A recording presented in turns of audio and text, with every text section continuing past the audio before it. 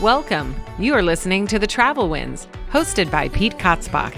This is a weekly interview show about people who travel for work and all the ups and downs that go along with it. Here we go. Welcome to the Travel Winds podcast. Today, my guest is Rikki Mendias. How are you today, Rikki? Good morning. Good morning. Doing well. Thank you so much for having me.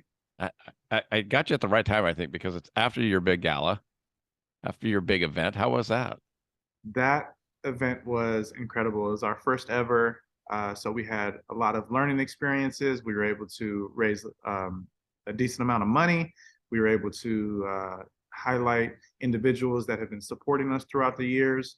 And we just had a lot of fun. That's cool. Got to mention, of course, you're the founder of Hav A Sole, which is a nonprofit organization giving shoes back to underprivileged kids. Is that kind of a good nutshell, or? That's it. Yeah, that's it. And beyond the shoes, we are looking to connect one-on-one with everyone that we come across. We are looking to have a deep sense of just love with and through the sneaker culture. So yeah, that's what we do, providing sneakers to underserved communities.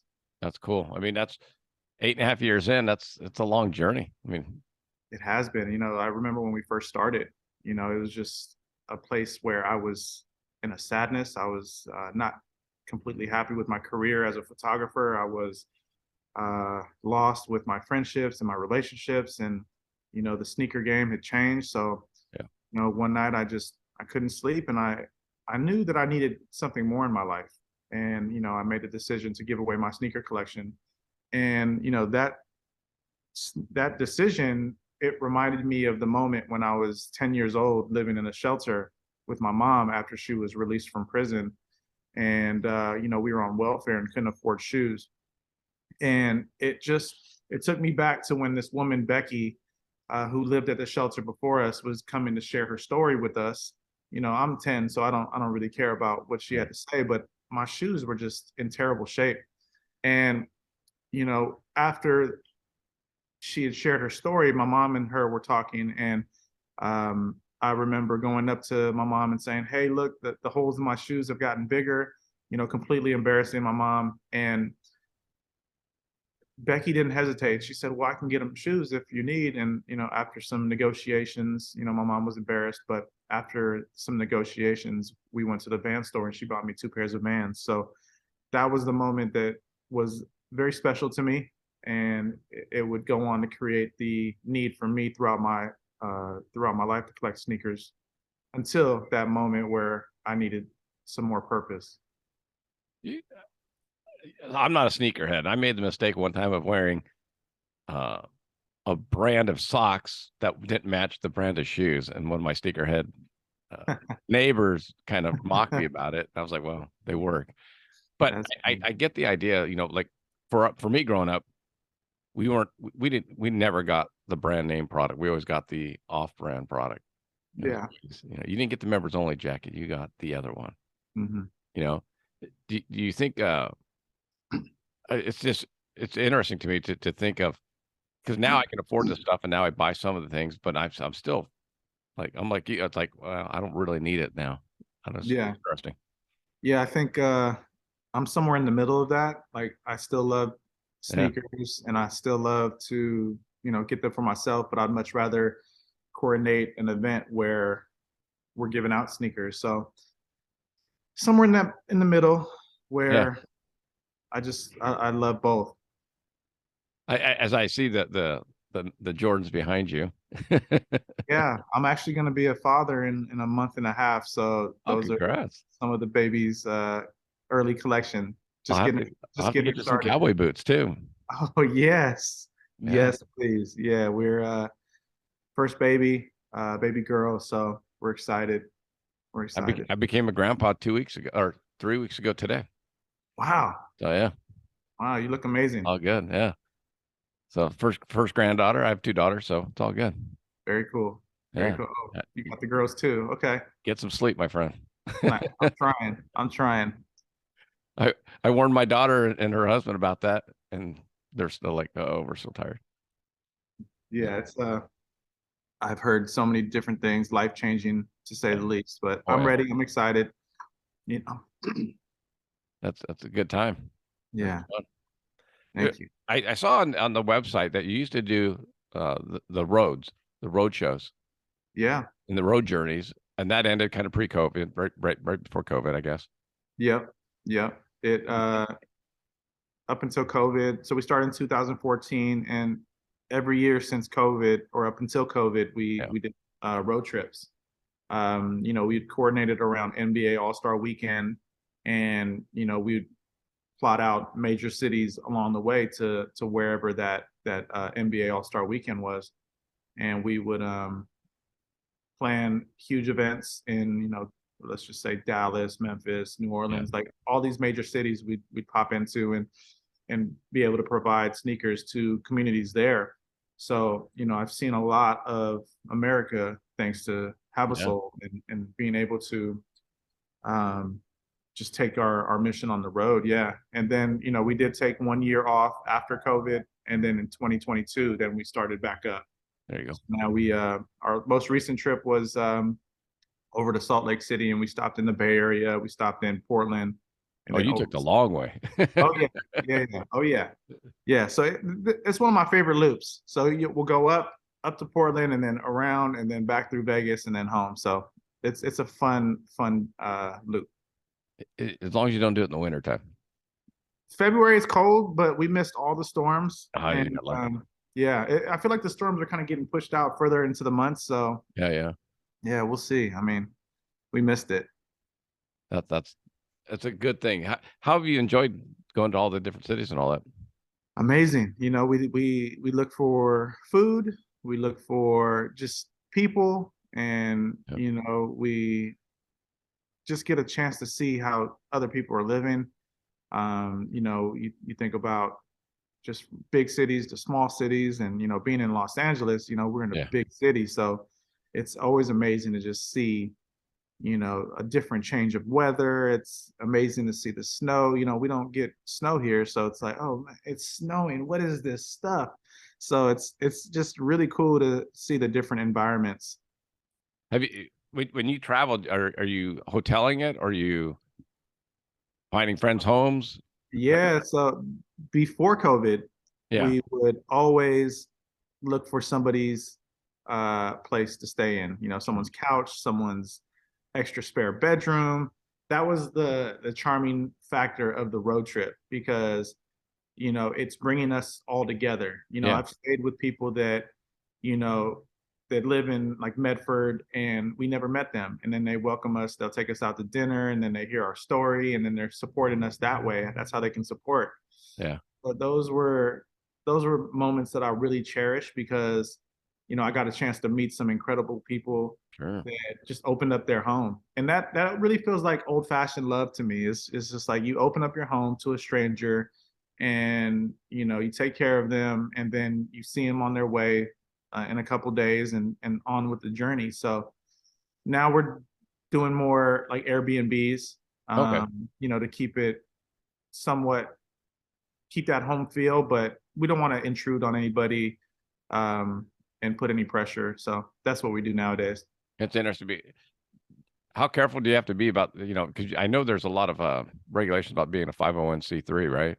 So, I mean, as far as what you can accept, and I couldn't even imagine. They don't make it super easy, but Yeah, are you super aware of that? we during COVID, if we're Not just COVID. thinking about COVID, because it was such a big event for the world, Yeah. and it changed a lot of things, but we felt like we had to jump into action. There was a lot of people, on the front lines, from healthcare to, essential workers that were, working at the grocery stores. We didn't know what was going on. So, Yeah. we had to jump into action too. So what we did right away was we created a program called Stay Home and Stay Active, which was a workout program to some of our local partners here, some of our sports teams. We encourage them to work out and track their workout program via social media, I got you.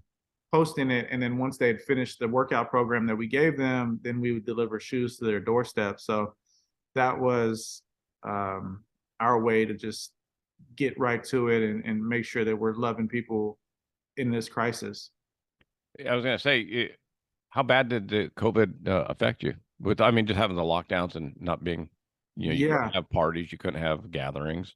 yeah. Financially it was tough because a lot of money had Yeah. froze up. But shoes still poured in. We put the shoes through a quarantine process, right? We put them in a storage unit and let them sit because that's what we told. You have to, you want it to be clean, and so we would do that. And then, we'd get the shoes out, we'd wear our masks, our gloves, and just do the best that we could.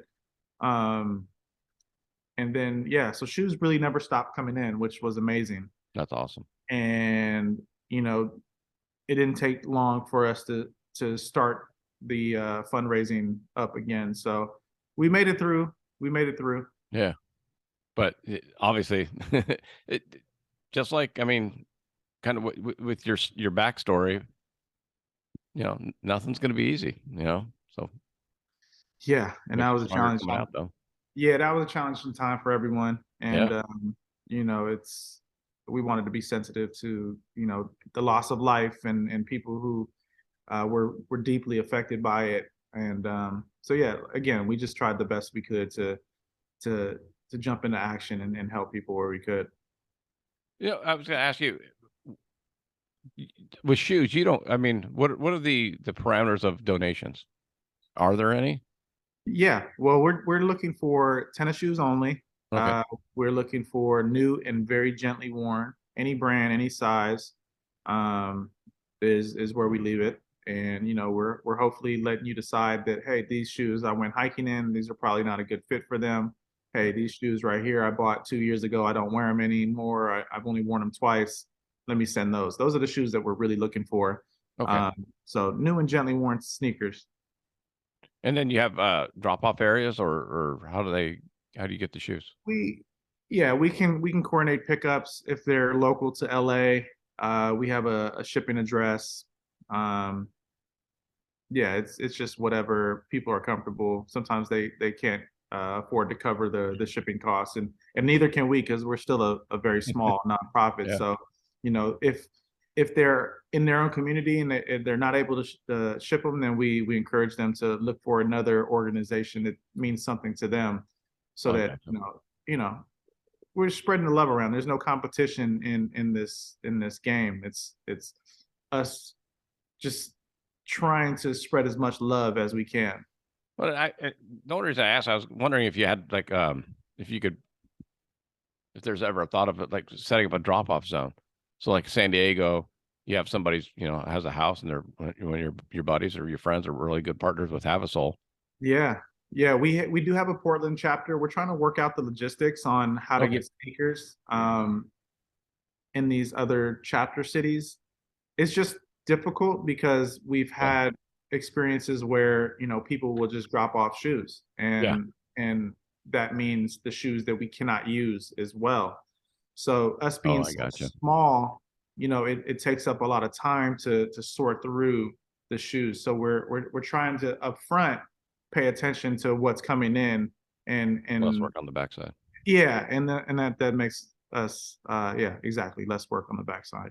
Okay. That makes sense. I was just curious because there's a lot of shoes out there. There's so many shoes. Yeah.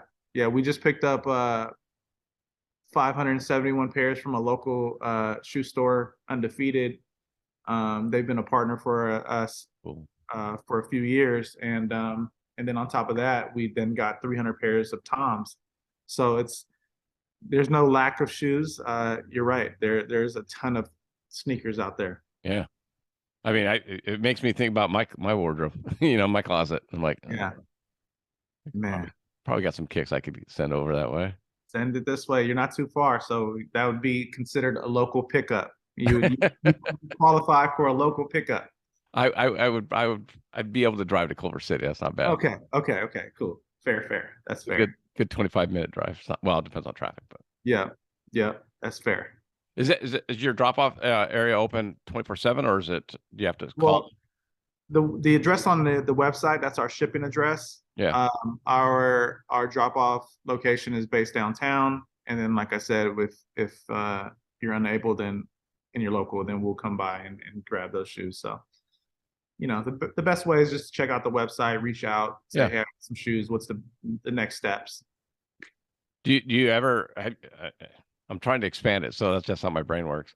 Yeah.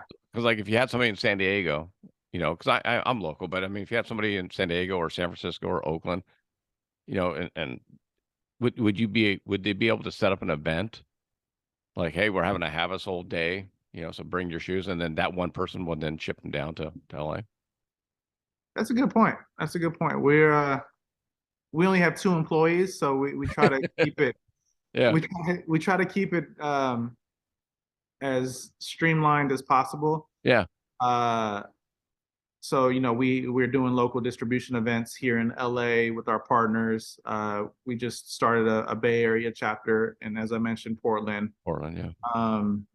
They're doing a really good job of maintaining. It's just there's some trust that goes along with Yeah.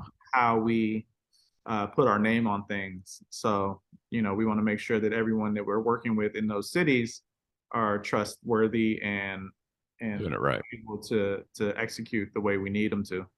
Yeah. The last thing you need is a chapter to Yeah. those are nice Jordans. I think I want those. Right, exactly. Yeah. And what started out as a passion project has now become like a full-fledged business, on learning the day-to-day of running a 501c3 for me, That's what I'm and saying. and grant writing and hiring people now, and having our second employee. It's grown slowly, but it's just really amazing to watch the amount of things that we've been able to do through just loading up my car back in 2014 and giving out my shoes to a handful of people, and then watching just so many shoes come in. It's really wild to think about. Yeah, it's got to be. I mean, and then who gets the shoes now when they come to LA? Like, how are you distributing them? Yeah, so now we've had enough practice and we have enough partners. We'll go to our local shelters, set up an event. We'll say, okay, we're looking to provide 100 pairs of sneakers. Can you send over the sizes? We'll then pull from our inventory to make sure that everybody will get a pair at this event. And then we'll go there with more than enough so that each individual has an opportunity to choose for themselves. And I think that's the small ingredient to have the power of choice that makes it makes the whole event unique, because it's not just, hey, I'm coming here, I got this pair of shoes, there you go, on your way. Our volunteers have to take the time to fit them, so that's like, hey, what size are you? 11? Okay, cool. Do you prefer a black pair, a red pair, a gray pair? Let's talk about it. So we're going through this whole process of customer service. And it's a lot of fun. The volunteers, they're always amazing. They're always into it, and a lot of empathy and compassion. And then there's that human connection that we are really looking for.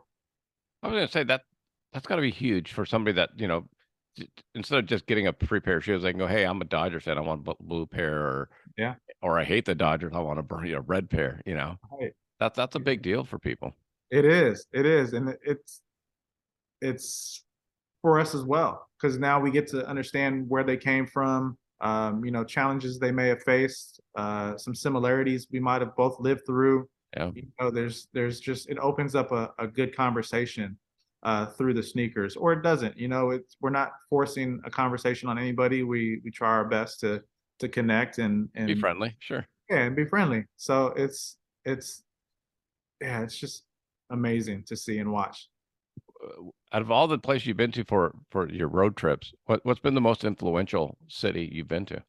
Man, I love Dallas. I love Indianapolis. I really want to start a new chapter in Indianapolis. We have deep partnerships with the Simon family, the Pacers organization, and Indianapolis would give us a way to pop into Chicago, Detroit, Cleveland. It'd give us an opportunity to just have a home base on that side of the country. So I love Indy. I love the Bay Area, Portland.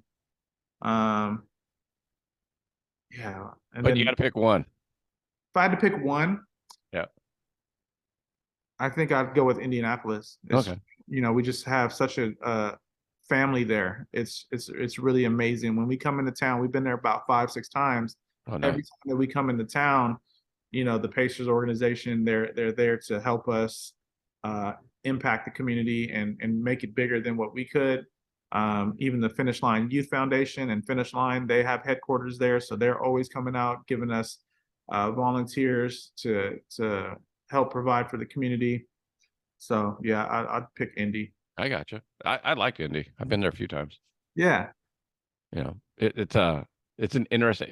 The only thing I don't like about it is the time zone. Oh yeah. Pacific. It goes through the middle of the city. Yeah. Yeah. Oh, it does it. Yeah. So if you go to one side of the Indianapolis, you're on Eastern time, and the other side you're in Central. Oh, I didn't even know that. Yeah, that's the only part. Interesting. Okay. Okay. But anyway, I mean, Pacific Standard Time is my favorite anyway. Yeah, well, it's got to be. Yeah, for sure. Yeah. Did you grow up in the LA area? I did. Yeah, I was born in Inglewood. Okay. We grew up in the South Bay, and then my mom went to prison. And then when she got out, we moved to Santa Monica, which was a low-income women and children's transitional living shelter. So then I spent a lot of time in Santa Monica in the West Side, and then moved to Culver City, and now I'm downtown. Yeah. So I'm just curious, because how much traveling did you do as a youth? Not much, right? I mean, I think I went in high school. I went to Hawaii, Honolulu once. I was too young to appreciate it. I was like, oh, this is so slow. I don't know what is this place, but not much traveling at all. So is it cool for you to go out and see? Because for me, like, we didn't travel at all either. Both my parents worked, and I was just talking to my wife about that because spring break's coming up. And we're like, spring break? I didn't go anywhere. Spring break was like, both my parents worked. They're like, be safe, be careful, stay home, be home for dinner time. That was my spring break. And like now people are like, oh, we're going to Hawaii. Oh, we're going to Ireland. We're going here. So is it cool for you now to see different parts of the country? Yeah. And what's odd to me that I love to drive. I love, Once I get out of the city. Oh man, you get to see so much more of, America. When you're driving, when you're flying, you're up, you watch a movie, you're taking a nap, but when you're driving, it's like, oh man, it's just special. You get to see the farmland, you get to see the skyline when you're driving into it, and yeah, it's just. And then being able to just introduce Hav A Sole into this mission, like, it's really cool. And then again with the food, like you get to see different restaurants and different types of food, and and oh man, it's one of my favorite programs that we have is the road trip and being able to just get into different cities and spread love through sneakers. When you're doing all the driving, are you listening to podcasts? Are you listening to just music? How do you fill up your drive time? Yeah. I would say a little bit of both. Music for the first few hours, and then a podcast. Like a podcast will really capture my attention and make the time go by quick. It's really interesting how like some good podcasts and storytelling will take your mind off the road and just like you're in their story, and then you can feel inspired and you feel motivated, and it's podcasts will really just swallow up the time, and you'll be there in no time with that. That's how I feel. I mean, once I get out of LA County, I don't mind driving. I could drive from here up to San Jose. It's no problem. But I got to get past the 405 and the 101. Oh man. Once I get past there, I'm good. But that first hour and a half could be rough. We drove all the way to Miami in 2015. So this is like February 2015. We're like 7 months in, because I always from the very beginning I knew that I wanted to take it on the road. So the idea was I want to fill up an RV with a lot of shoes. I want to tow the even more shoes behind it. Yeah. And I was like, oh well, that's probably going to cost us like $25,000. So I was like, or more. Yeah, that was my mind at the time. Probably more. But I was like, dude, this is going to be too much money for us. We can't do that. So how do I scale it down? And it was all right. Well, let's get a minivan from the rental agency and just hit the road. Like, let's not let this big Yeah. expense stop us. Let's just scale it down and just get out there. So giving out 50,000 pairs of shoes on a road trip then became just 100 pairs. And we were satisfied with that. So we went to Miami. You know, we stopped in New Orleans. We stopped in all through Florida, like Jacksonville, Orlando. Yeah. And you know, we were just giving out shoes along the way, and it was amazing. We did fly back though. That we did fly back. So What's the reaction when people, you know, when you show up and you're like, hey, I'm here to give you free shoes? People are like, come on, what's the catch? yeah, yeah. I mean, there's always something different. Like if we're coordinating with the shelter, then they know that we're coming with footwear, and we create that unique experience. But you know, if we see somebody that's living on the streets and we're like, hey, you know, we might have an extra pair that fits you. There's like, wait, but why? You know, why do you have my size available? Like, what's the catch? You know, so there is a little bit of that sometimes.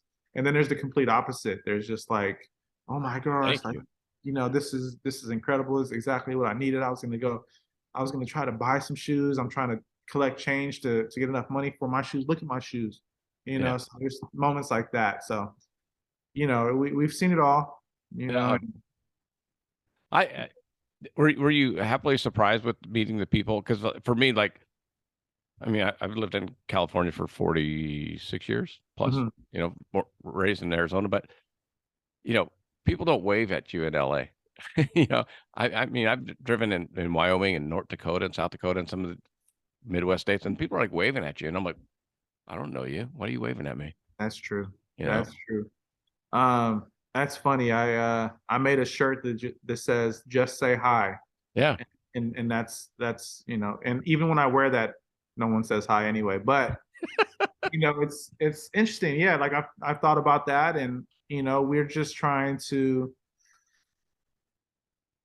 be kind, spread as much kindness as we can, and you know that comes with, you know, greeting people. That comes with holding the door open for people. That comes with just saying hello. You know, whether they're, you know, unseen and living on the streets, or you know, whether they, you know, own a shoe store or whatever. It's just like a simple hello and greeting. It means a lot to me. So you know, we try our best to do that as well. That's huge. Have you partnered up with any of the shoe companies? Yeah, we've had a long term relationship. It's not a partnership. They've just given us a lot of shoes, and you know, that's Nike. Like Nike's been with us since 2014, since the very beginning. It started with local shoe stores and their management, and then at a ground level, they just, one store turned into multiple, and then, you know, beyond. And you know, we've worked with Puma. A shoe company just reached out this morning. I have to answer their email. So it's really just incredible to see, like, the growth of it all. Because I know, you know, one of the things that we do with our cowboy boots, you know, if a sample gets ruined or whatever, and we only have one, we donate those to the vet hospitals for amputees, because it's hard to buy one. You don't want to buy one pair of shoes, you know, one cowboy boot. Yeah. So we've done a lot of that. That's amazing. I might have to talk to you about that, because I've had companies reach out to me that had like mismatched shoes, and if you know, are in need of that, maybe we can coordinate something further. But yeah, that has definitely crossed the desk before, like, because we don't really have a need for that, right? In most cases, but yeah, I mean, that's really cool that you guys do that. Yeah, and the other thing I always thought, like, if you go to our website, you'd never see it. Like, they don't promote it. They're not doing it for clicks or likes or whatever. They just for sure, just do it. Just do it. Yeah. Do you have any more road trips coming up? So with the baby coming up, we're gonna shift our road trips into flying into the All-Star City. So next 2024, it's going to be Indianapolis. We're going to spend a couple weeks up there. We're going to fly in with me, the wifey, and our baby girl. and we're going to spend a couple weeks and just do multiple events out there. And yeah, we'll see how that goes until she's old enough to hit the road with this. So, you know, things are all shifting, and you got to be flexible, and yeah, we'll see how it goes, but I definitely would love to hit the road with them at some point. The life is going to change in a good way, but Yeah, it's gonna change. for sure, for sure. I always joke with the parents that go, nothing's going to change. I'm like, oh, okay. Oh no, that's not true. Yeah. That's not true. Everything should, the moment. I mean, even leading up, like just going to the hospital, like, hey, it's happening. Like this, everything. That's it. That's the moment that, you know. But I'm really excited. I'm really Yeah. excited to jump into fatherhood. Yeah. You got to. You got to. I'm excited. What's the best way for my listeners to follow you and follow what Have A Sole has coming up? Yeah, the website, havasole.com. It's Okay. HAVASOLE.com. That has our social media channels, that has information on how to donate monetarily, that has information on how to get us sneakers, and how to volunteer if you want to come out in LA to to give out shoes with us. So the website's the best way. Instagram is Have A Sole, HAVASOLE. Yeah, and we're looking to do more. How often are you doing the shoe giveaways? Once or twice a month. Oh wow, okay. Yeah. So we're getting enough inventory to be able to do that throughout the year, which is amazing to me. Well, that's good. With all the rain we got, waterlogged shoes I suck, know. and I they know. cause them to fall apart. So Yeah, for sure. it'll be a good time. Well, I appreciate the time, man. It's been great talking to you. I can't Oh, wait to. thank you. Thank you so much for reaching out and having us on, and Yeah, it man. means a lot. And continued success. I'm gonna obviously keep pushing you, and Thank you. I'll have to come out for an event. That'd be awesome. Please do. Yeah, let's Yeah. definitely make it happen. Maybe in like 2 weeks when your hands are full. Oh man, yeah. I'll let you handle it. You'll just step in, and you know we'll switch roles for a bit. I'll try to maintain your podcast, and you can Yeah. run the soul, and I'll just have the baby right here, and you give me all the questions, and I'll try to fill in. Done. We'll make that happen. Yeah, right. Thank you All right. so much. Thanks, bud. It was nice meeting you. Yeah, you too. Thanks, Ricky.